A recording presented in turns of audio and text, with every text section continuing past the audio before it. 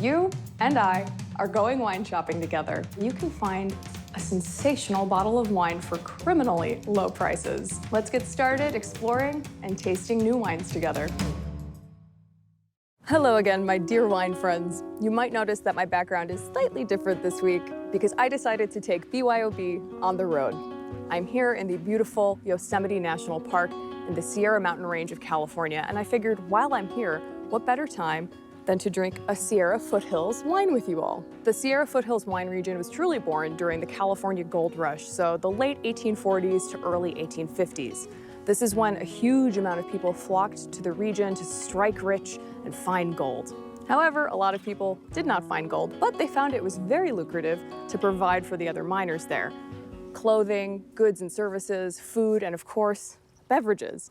And so the first vineyards were planted here. Flash forward a little over 100 years, and that's really when quality wine production in the Sierra Foothills began to start. The region lies about 80 miles inland from San Francisco and ranges about 120 miles from north to south across 8 different counties, including Amador County and El Dorado County. Because it's so inland, it's very warm here. Dry, hot days with very cold nights. And it was discovered that because of this climate, which is very similar to the Rhône Valley in France, that those grape varietals thrived here. Grapes like Syrah, Grenache, and Viognier. Zinfandel is now the most planted grape in the region, and Chardonnay is the most planted white grape. This bottle that I'm drinking here with you all is Terre Rouge's Garrigue. So Terre Rouge, this is one of the pioneers of the Sierra Foothills. The winemaker, Bill Easton, is known as one of the Rhône Rangers. The Rhône Rangers are a group of winemakers throughout the Central Coast that discovered how well these Rhône grape varieties thrived here. So the winemaker here, Bill Easton, absolute pioneer of the region. He worked at small wineries throughout the 1970s in California, has his own wine shop in Berkeley called Solana Cellars, but he wanted to focus on this label, Terre Rouge, and created his first label in 1986, his first red Rhône blend. And then he and his wife, who he's making these wines with, moved to their present-day facility in Amador County in 1994. So this particular bottle, the Garrigue blend, I got for $17.95 at one of my local wine shops. Now, I live in California, so Sierra Foothills wines are probably more accessible than the rest of the country or world, but I highly recommend seeking them out online at some local boutique wine shops because they are so delicious and they are packed with value. So this Garrigue blend is predominantly Syrah, about 2/3, and then 1/3 Cabernet Sauvignon. And Garrigue is a nod to the terroir of southern France. You're looking at Provence, Languedoc, because Garrigue are these wild herbs, rosemary, thyme, some lavender in there as well, and oregano, and you can just almost smell it on the wind. And you have similar shrubs and wild herbs throughout the region in the Sierra Foothills as well, where this wine is made. Terre Rouge itself means red earth, which is a nod to the soils found in Amador County as well, this vermilion-colored soil that's volcanic, granite, very, very singular to the region. Something I think that's so cool about this wine that I picked up for, under 20 bucks is that it's 2013. So this is a 10-year-old bottle of wine that's incredibly accessible, and I was really excited to try it out. And I have to say, thus far, it's really exceeded my expectations. So color-wise, it's this really beautiful, deep ruby color.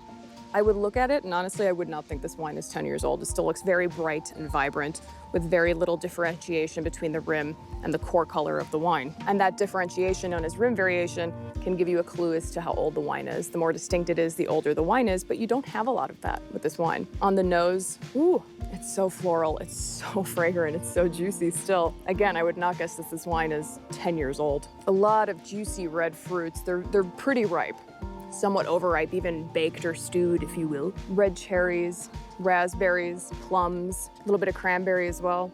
And then all these lovely earthy notes as well, and some notes of like leather, sweet tobacco, cigar, black pepper as well. A little bit of cedar and baking spice, but it's very, very subtle. And it absolutely has these notes, these wild herb notes that the name is there for. Herbaceous rosemary and sage notes as well on here. Oh, I can't wait to take a sip. Absolutely lovely and lifted on the palate. Because this region is so hot, there are some wines that can get very plush and lush. It's very easy to make a very full-bodied, robust, high-alcohol wine here. But this is not the case with this wine. It's beautiful, medium bodied, medium plus. It's not super heavy at all. And then the acidity is still really bright and vibrant, medium plus. The tannins are still present, medium plus, but very luxurious, very velvety and soft, and very well integrated. And yeah, all those lovely red fruit notes. Really loving the leatheriness on this as well, and a little chocolate espresso note as well. Really lovely food wine for roasts, stews. This would be fabulous with any kind of barbecue, really. This is a great barbecue wine, but also great for steaks, roasts, stews, any grilled meats, even grilled poultry, because this is not so heavy that it would weigh that down. It'd be lovely with winter vegetables as well. We're gonna have some chili tonight with beans, and there's pork and beef in there, and this should be really nice and have enough acidity to stand up to it as well. I'm really excited to drink that later. No, this wine really, really surprised me. I thought, oh, it's 2013, like, why is it so cheap for having this lovely bottle age on it? I think that having a screw cap closure really helped with this because it really sealed it off to any kind of oxygen exposure. But it just opened up beautifully. It really, really surprised me. I highly recommend you seek out Sierra Foothills wines. They may not be as trendy or as famous as some other California wine regions, but I think that helps with the value. So take advantage of that, because I certainly have with this wine. And I'm excited to go out and get some more bottles of this. Absolutely stunning. I hope you enjoyed our little BYOB road trip. And until next time, please keep exploring and trying new wines. Cheers.